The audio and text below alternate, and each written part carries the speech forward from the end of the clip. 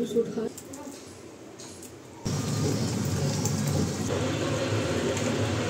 তোমার ছেলের জন্য তোমার জন্য চাকর রেখে দিয়ে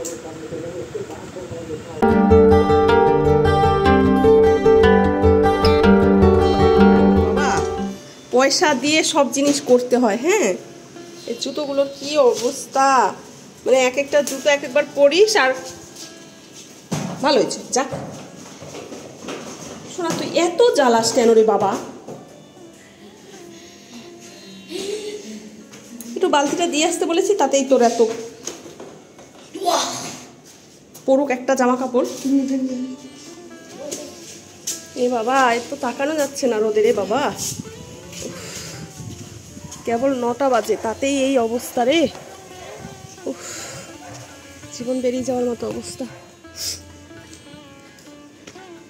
খেলিস না রোদে, বল বাবা।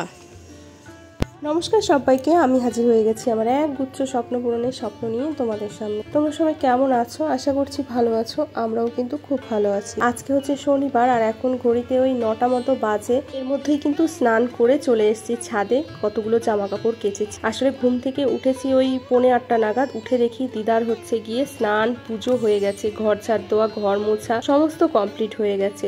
মানে এই মানুষটা বললাম না যে 1 সেকেন্ড শুয়ে বসে থাকতে পারে না। আমি জানি না কেন বয়স্ক মানুষরা বোধহয় এরকমই হয়, যারা 1 সেকেন্ড শুয়ে বসে থাকতে পারে না। যাই হোক, উঠে তারপরে হচ্ছে আমি কয়েকটা কাছাকাছি করে স্নান করে নিয়েছি, কারণ কোনো কাজ তো আর নেই। তো সেই জন্য ভাবলাম একেবারে স্নান করে নিই। স্নান করে তারপরে এই যে জামা কাপড়গুলো ছাদে মেলতে এসেছি।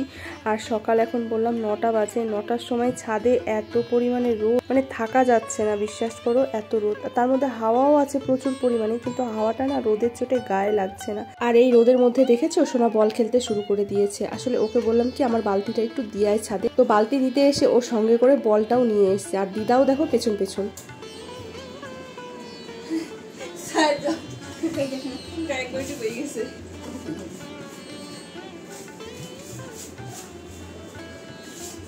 চলে এসেছি ঘরে। এসে দেখি কি চায়ের জল একদম ফুটে শুকিয়ে গেছে। মানে চায়ের জলটা বসিয়ে তারপরে গেছিলাম ছাদে, কারণ আমি আবার কি করি বলতো, লিকার চা যেহেতু আমরা খাই, এবার চায়ের জলটা না একটু বেশিক্ষণ না ফোটালে আমার আবার সেই চা ভালো লাগে না, কেমন একটা জল জলে ভাব লাগে। তো এসে দেখি বেশ খানিকটাই শুকিয়ে গেছে। তারপরে সঙ্গে সঙ্গে এসে চা পাতা দিয়ে এই যে চাটা এখন নামিয়ে নিলাম। এখন হচ্ছে 3 জনে একটুখানি চাটা খেয়ে নিয়ে তারপরে রান্না বান্না করব। তো যেহেতু দিদা এসছে, সকালবেলা আমার কতগুলো কাজ করতে হলো না, আর সেই জন্য কিন্তু সব কিছুই তাড়াতাড়ি হয়ে যাচ্ছে। আর হ্যাঁ, আজকে সোনাকে নিয়ে স্কুলে আর যাব না। সোনার বাবা কালকে বকেছে আমাকে যে এই রোদের মধ্যে কেন ওকে স্কুলে নিয়ে যাও। তার মধ্যে আমারও না শরীরটা খুবই খারাপ, আর সোনা যেহেতু প্রচুর পরিমাণে জেদ করে না, ওই জন্য স্কুলে নিয়ে যেতে বাধ্য হই। আর স্কুলে তো যেতেও হবে, তাই না? গরম গরম করে আর কতদিন স্কুল কামাই করা যাবে। তো আজকে যেহেতু শনিবার হাফ স্কুল, সেই জন্য গেলাম না। আর মাত্র 2 দিন স্কুল হবে, মানে সোম মঙ্গল হবে, তারপরে তো আবার ছুটি পড়ে যাবে গরমের, কারণ ডিক্লেয়ার হয়ে গেছে ছুটি। তো আমি হচ্ছে রান্নাটা বসিয়ে দিচ্ছি। একদিকে হচ্ছে প্রেশার কুকারে ডাল সিটি দিতে বসিয়ে দিয়েছি। আর সোনা বলল মা আমার খিদে পেয়েছে, আমাকে একটু ম্যাগি বানিয়ে দাও। তো ম্যাগির কথা বলেনি, ও বললো মা কিছু একটা খাবো, খিদে পেয়েছে। ভাবলাম এখন কি আর বানাবো, তাহলে হচ্ছে একটুখানি ম্যাগি খেয়ে নে। তো বললো ঠিক আছে দাও, ও তো ম্যাগি খেতে ভীষণ ভালোই বাসে। তো ডিম ছাড়া ম্যাগি করে দিলাম, যেহেতু শনিবার নিরামিষ রান্না বান্না, সেই জন্য আর ডিম দিলাম না। ওকে বললাম ডিম ছাড়া কিন্তু করে দেবো। তো বললো ঠিক আছে দাও। তো যাই হোক, ওকে ম্যাগি করতে দিয়েছি। আর আরেকদিকে কিন্তু দেখতেই পেলে আমি হচ্ছে প্রেশার কুকারে ডাল সিটি দিতে বসিয়েছি।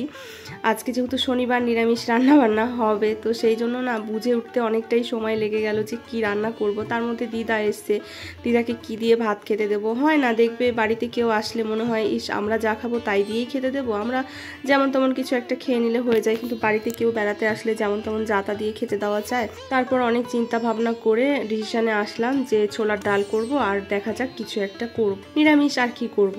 তো প্রেশার কুকারে ওইদিকে ডালটা হচ্ছে সিটি দিয়ে নামিয়ে নিয়েছি, আর হচ্ছে ভাতটাও বসিয়ে দিলাম। আর কাঁচকলা আর আলু হচ্ছে সেদ্ধ বসিয়েছি। তো দিদাই বললো, কাঁচকলা ছিল ফ্রিজে, তো দিদা দেখে বললো যে কাঁচকলা সেদ্ধ করে হচ্ছে কাঁচকলার বড়া বানিয়ে ঝোল কর, ভালো লাগবে খেতে। তো সেই জন্য সেটাই ভাবলাম। আমি না কাঁচকলার কোপ্তা আর কি যেটাকে বলে, মানে বড়ার ঝোল বা কোপ্তা বলো যাই বলো না কেন, তো কোনোদিনও করিনি। তারপর দিদা আমাকে বললো এভাবে এভাবে কর। তো আলু আর হচ্ছে কাঁচকলাটা না একসাথেই সেদ্ধ দিয়েছিলাম। কাঁচকলাটা যেহেতু নরম, তাড়াতাড়ি তাড়াতাড়ি সেদ্ধ হয়ে যায়, আলুটা না সেদ্ধ হয়নি। তো আমি হচ্ছে কাঁটা চামচ দিয়ে দেখে নিয়েছিলাম যে সেদ্ধ হয়েছে, তো একটা আলুই দেখেছিলাম, তো সেটা দেখলাম সেদ্ধ হয়ে গেছে। তারপরে এই যে নামানোর পরে দিদা আলুগুলো কাঁচকলাগুলো হচ্ছে খোসা ছাড়িয়ে দিল, তো বললো একটু কম সেদ্ধ হয়েছে আলুটা, কাঁচকলাটা খুব সুন্দর সেদ্ধ হয়েছে। মানে ওই যে বললাম না আমার দিদা চুপ করে বসে থাকতে পারে না, প্রচুর কাজ করে গো। এই যে এত বয়স হয়ে গেছে মানুষটার, তারপরে যদি তোমরা দেখো না দিদার কাজ, অবাক হয়ে যাবে যে এই মানুষটা কি করে এত কাজ করতে পারে।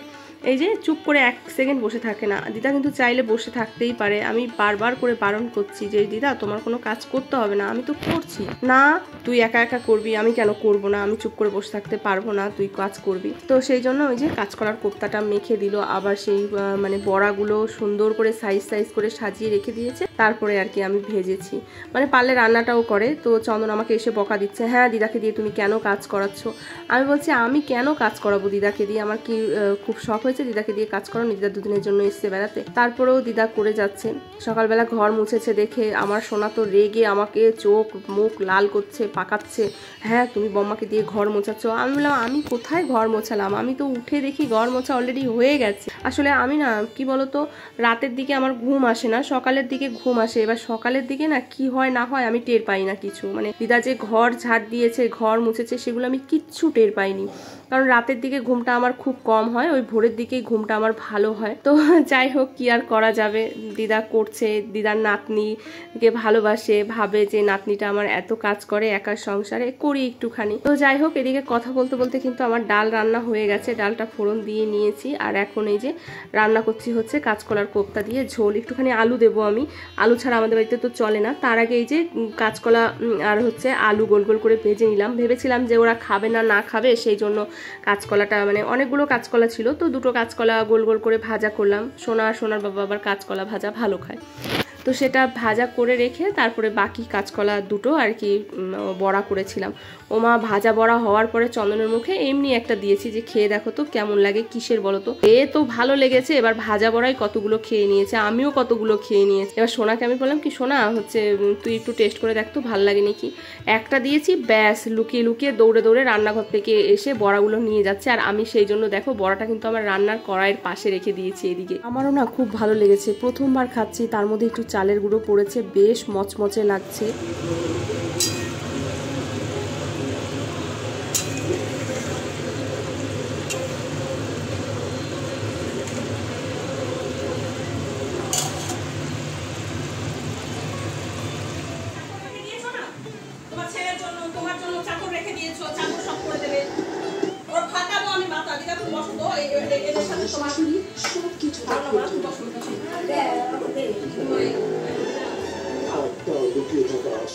এখন ঘড়িতে ওই 1টা মতো বেজে গেছে, তো রান্না বান্না আমার সমস্ত কমপ্লিট হয়ে গেছে। তো দিদাকে প্রথমে আগে খেতে দিয়ে দিলাম আর চন্দনকেও দিলাম, আমিও খেতে বসবো। তো তার আগে সবাইকে সব কিছু দিয়ে তারপরে বসবো। আর তোমরা তো দেখোই খেতে বসে আমাকে কতবার করে উঠতে হয়, তো সেই জন্য ভাবলাম এখন হচ্ছে সবাইকে আগে দেবো তারপরে আমি হচ্ছে বসবো। আর কালকে না একটুখানি তরকারি ছিল, ওই যে কালকে 5 মিশালি তরকারিটা করেছিলাম সেটা একটুখানি ছিল, একটুখানি শাক ঘন্ট ছিল। আর আজকে রান্না হয়েছে কাঁচকলা আলু ভাজা গোল গোল করে, আর হচ্ছে গিয়ে ছোলার ডাল, আর ওই যে কাঁচকলার কোপ্তা দিয়ে একটা তরকারিটা এত ভালো হয়েছে আজকে। দিদাও বলছে খুব স্বাদ হয়েছে, চন্দনও বলছে খুব স্বাদ হয়েছে। চন্দন তো কোনো সময় খাবার দাবার দিলে বলে না যে স্বাদ হয়েছে, চুপচাপ খেয়ে নেয়। যদি একটু ঝাল হয় তাহলেই বলে যে না ঝাল হয়েছে, না হলে কিন্তু কোনো কিছুতেই কোনো কিছু বলে না, চুপ করে খেয়ে উঠে যায়। আর সোনাকে বলছি কখন থেকে ওট ভাত খেয়ে নেও, বলছে আমি এখন খাবো না, আমার পেট ভরা। আসলে নিরামিষ রান্না বান্না হয়েছে না, সেই জন্য ওর পেটটা ভরা রয়েছে, খেতে চাইছে না, মিথ্যে কথা আর কি। তো আমি ভাবলাম যে আগে আমি খেয়ে নিই তারপরে ওকে খাওয়াবো, কারণ ওকে খাওয়াতে বসলে আমার খেতে খেতে দেরি হয়ে যাবে। আর আমার খুব খিদে পেয়ে গেছে, আসলে রান্নাটা দেখে না বেশ লোভনীয় হয়েছে, তার মধ্যে আমার না প্রচণ্ড পরিমাণে খিদেও পেয়ে গেছে। সকালে তো দেখতেই পেলে 2টো বিস্কুট খেয়েছি আর 1 কাপ চা খেয়েছি, আর ওকে এখন খাওয়াতে বসলে অনেকটাই দেরি লেগে যাবে।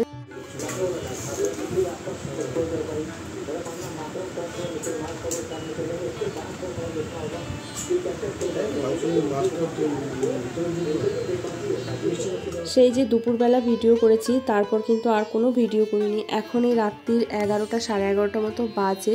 তো তো এখন এই যে আমরা মিষ্টি দিয়ে মুড়ি খাবো। আসলে কি বলো তো, মনটা ভীষণ পরিমাণে খারাপ লাগছিল, তো সেই জন্য আর কোনো ভিডিও শ্যুট করা হয়নি। মামা এসেছিলো দিদাকে নিতে, দিদাকে নিয়ে চলে গেছে, তো সেই জন্যই আর কি মনটা খারাপ। আর মামা এই যে মিষ্টিগুলো নিয়ে এসছে। এখন রাতের বেলা আর কারণ নাকি ভাত খেতে ইচ্ছা করছে না, সবারই মনটা খারাপ লাগছে, সেই জন্য একটুখানি মিষ্টি দিয়ে মুড়ি খেলো। আর ভাত তরকারি সব কিছু আমি ফ্রিজে ঢুকিয়ে রেখে দিয়েছি।